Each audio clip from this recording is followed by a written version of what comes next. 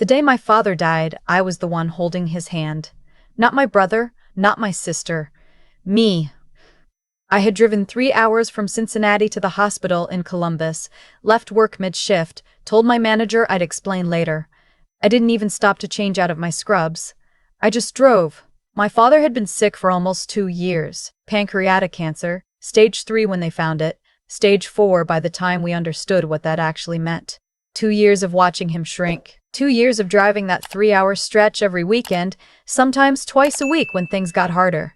2 years of coordinating with the nurses, learning the names of every aide on his floor, memorizing which medications made him nauseous and which ones he could handle with a little ginger tea.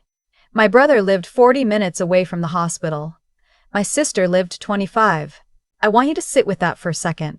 My father's name was Gerald. He was 67 years old, retired, had a vegetable garden in the backyard that he tended every summer like it was the most important thing in the world. He liked old westerns and bad coffee, and he always had a joke ready, even at the end, even when the jokes didn't quite land anymore because the medication made his thoughts slow. He was the kind of man who remembered everyone's birthday, who kept a little notebook in his shirt pocket just for that purpose. He was generous in ways that were so quiet you almost missed them. He was my dad, and I loved him in a way I didn't fully understand until I didn't have him anymore. My brother's name is Kevin. He's 41, works in insurance, coaches his son's little league team on weekends. He lives in a nice house in a nice suburb, and he drives a truck that costs more than my annual salary. He and my father had a complicated relationship. Kevin's words, not mine. What that meant in practice was that he showed up at Christmas and sometimes Easter and occasionally for birthdays, and in between those appearances, he didn't call much and he didn't visit. And when I texted him updates about Dad's condition, he usually responded with something like, "Thanks for keeping me posted. Let me know if anything changes." My sister's name is Patrice. She's 38, has 3 kids, and she was closer to my father than Kevin was, but not by as much as she liked to believe. She came to the hospital a few times in those 2 years, maybe 8 visits total. She'd stay for an hour, sometimes 2, and then she'd say the kids needed to be picked up, or she had a parent-teacher conference or something was going on with her youngest, and she'd hug Dad and say she'd be back soon, and then weeks would pass. I don't have kids. I don't have a complicated relationship with my father. I have a small apartment, a job at a physical therapy clinic, and I had, for those 2 years, a standing arrangement with my neighbor to water my plants when I was gone for extended stretches. That was the sum total of what I had to balance against showing up. So I showed up. The morning my father died, I had been at the hospital since 6 a.m. He'd taken a bad turn the night before and the nurse on duty had called me. Not Kevin, not Patrice, me, because my number was the one she always dialed. I drove up in the dark, got there just as the sun was coming up over the parking garage, and I sat with him all morning while the monitors beeped and his breathing changed into something slower and more labored, and the nurses came in quietly and adjusted things and looked at me with that particular expression that tells you what words haven't said yet. I called Kevin at 8:15. He said he'd come as soon as he could. I called Patrice at 8:20. She said she was getting the kids ready for school. She'd be there by 11. My father died at 9:47. He was not alone. I want to be clear about that. I was there. I was holding his hand. I was talking to him even when I didn't know if he could still hear me, telling him about the spring, about how the cherry trees near my apartment had started blooming, about how his garden was probably waking up right now and that someone should check on it. I don't know if he heard any of it. I hope he did. Kevin arrived at 11:10. Patrice arrived at 11:35. They had missed him by less than 2 hours, both of them, through choices they made that morning. And I want to tell you that I was gracious about it, that I hugged them in the hallway and said these things happen and we're all grieving differently. And I did do that. I said those things. But something shifted in me that morning, quietly and permanently, like a door being locked from the inside. The weeks after that were what you'd expect. Arrangements to make, paperwork to sign, a house to sort through. Heaven took point on the financial stuff. He liked that role, liked having the folder, liked being the one with the spreadsheet. Patrice and I went through the house together, mostly in silence, wrapping dishes and packing books and occasionally stopping to sit on the floor of a room and just breathe. My father had a will. He had made it 4 years ago, with a lawyer, and he had told me about it once in vague terms. He said he'd tried to be fair, that he'd thought carefully about each of us. He didn't say more than that, and I didn't ask. It wasn't something I thought about much. He wasn't a wealthy man. He had the house, a modest retirement account, a small life insurance policy. It wasn't a fortune. It was what he built over 40 years of working. The will was going to be read 3 weeks after his death at the attorney's office. I drove up to Columbus again, got there early, sat in a beige waiting room with a dying ficus and a water cooler that made a strange gurgling sound every few minutes. Kevin came in 5 minutes late. Patrice came in 10 minutes after that, said there'd been traffic. The lawyer was a small, methodical man named Mr. Aldridge, who read the document with no particular drama, which I appreciated. My father had divided things the way he said he had, carefully. The house was to be sold, the proceeds split 3 ways. The retirement account was divided, with slightly more going to me and Patrice since Kevin earned significantly more. The life insurance was split evenly, and then there was one more item. My father had a piece of land, 22 acres out in rural Muskingum County, about 2 hours from Columbus, that had belonged to his parents and their parents before that. He'd held on to it all his life, never sold it, used to take me out there when I was young, to walk the property line and tell me the names of the trees. It wasn't worth a huge amount in dollar terms, but it was the thing with the most history, the most weight. He left it to me. Only to me. There was a letter attached. Mr. Aldridge handed it to me in a sealed envelope after the reading. I didn't open it there. I put it in my bag, and I kept my face very still, and I waited. Kevin noticed immediately. His expression didn't do anything dramatic. He's not a dramatic person, but something behind his eyes went flat and calculated. He said, the way people say when they're deciding whether to say more. Patrice looked at me and then looked away. We filed out of the office mostly in silence. In the parking lot, Kevin stopped and said, casually, like he was mentioning the weather, "I'm not sure that's entirely fair, Lee. That land has been in the family for a long time." I told him I agreed that it had been in the family for a long time. He looked at me for a moment, then he said, "I just think Dad might not have been thinking clearly at the end.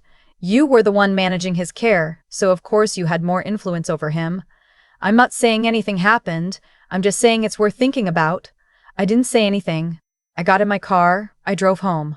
I opened the letter that night, sitting at my kitchen table with a cup of tea I forgot to drink. My dad's handwriting had changed over the years. It used to be very deliberate, very neat, and near the end, the medication had made it looser, harder to follow.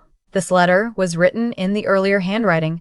He had written it before things got bad. He said he knew I'd be surprised. He said he'd watched all 3 of us over the years, watched how we handled things, watched what we showed up for and what we didn't. He said he didn't write the letter to punish anyone or to make a point. He wrote it because he wanted me to have something that would feel like him, something that had roots. He said the land had always meant something to him that was hard to explain, and he thought I was the one who would understand that, because I had always been the one who paid attention. He said he hoped my brother and sister would understand. He said he knew they might not. He said he was proud of me. I folded the letter back into the envelope, and I sat there for a very long time in my quiet apartment. Kevin called 2 days later. It was a longer conversation than our usual ones.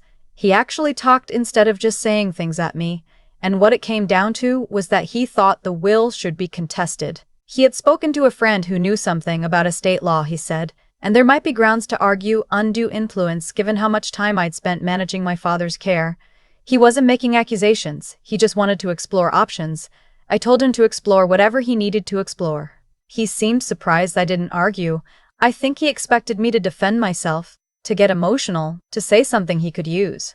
I didn't give him that. I said I understood he was grieving. I said I hoped he'd take care of himself, and I ended the call. Patrice texted me the next day.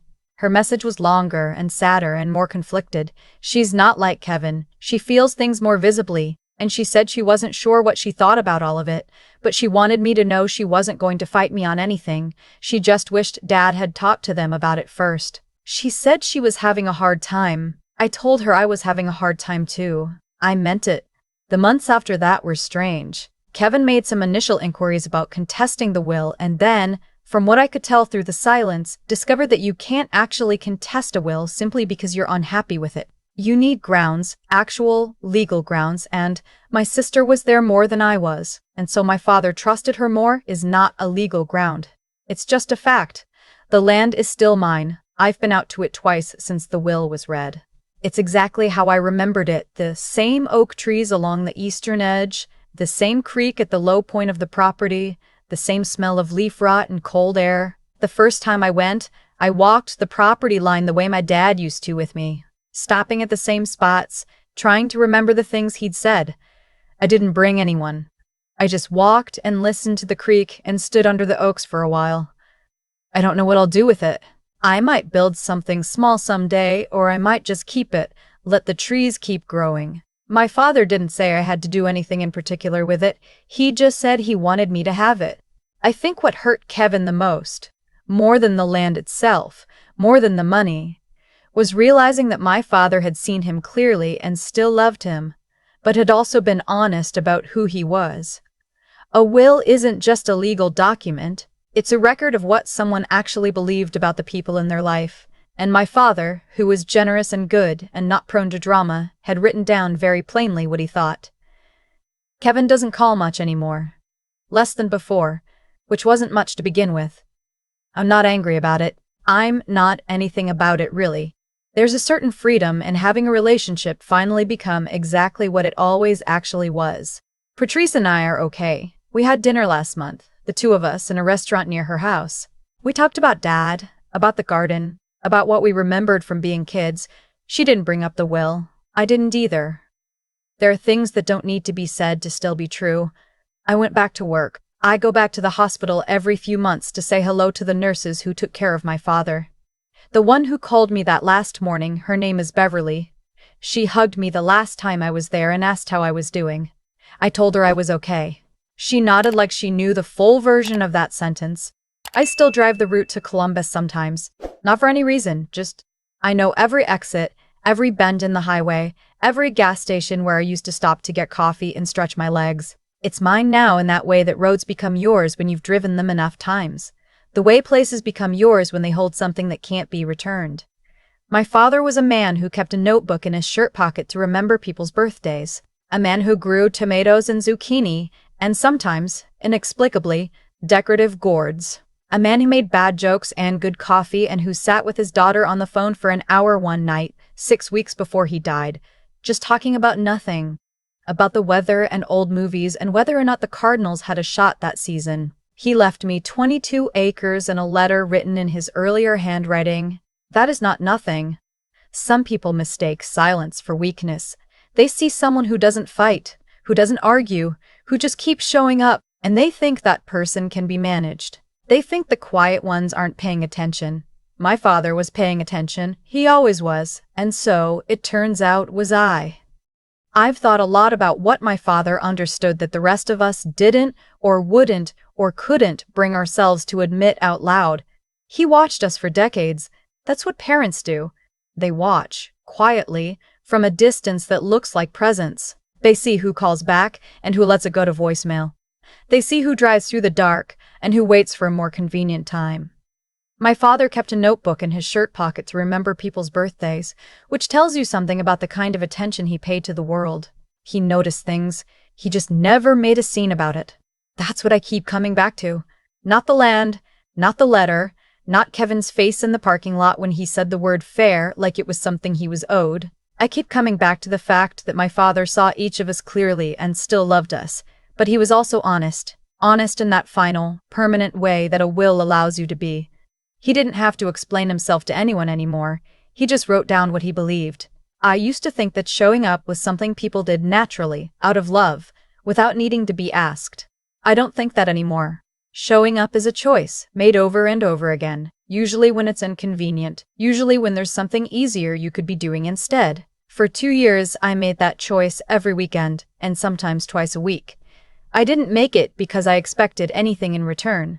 I made it because my father was sick and he was mine, and being there was the only thing that made sense to me.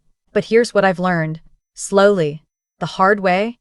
The choices you make in the hard seasons are the ones that shape who you actually are. Not the choices you make when things are easy and everyone is watching. The ones you make at 6 in the morning, in the dark, on a highway when no one asked you to come and no one is keeping score. Except someone was keeping score. Not to punish anyone, not to reward me, just to see. Kevin called the will unfair. What he meant was that he didn't like what it said about him, and I understand that. It's a hard thing to hold, the idea that the people who loved you most could also see you most accurately. That love and clear-eyed honesty can exist in the same person at the same time. My father loved Kevin. He also knew exactly what Kevin was willing to give and what he wasn't. Patrice is trying. That matters to me. Trying is not nothing. And me, I'm still figuring out what I am, exactly, on the other side of all of this. I know I'm someone who drives 3 hours in the dark without being asked. I know I'm someone who learned the names of every aide on my father's floor and remembered which medications made him nauseous. I know I'm someone who sat with him at the end and talked about cherry trees and the cardinals and nothing in particular, just to fill the room with something warm. That's not something anyone gave me. That's something I built, quietly, over years. One choice at a time. My father left me 22 acres and a letter in his earlier handwriting. He left me the thing with roots. I think he knew I'd understand what that meant.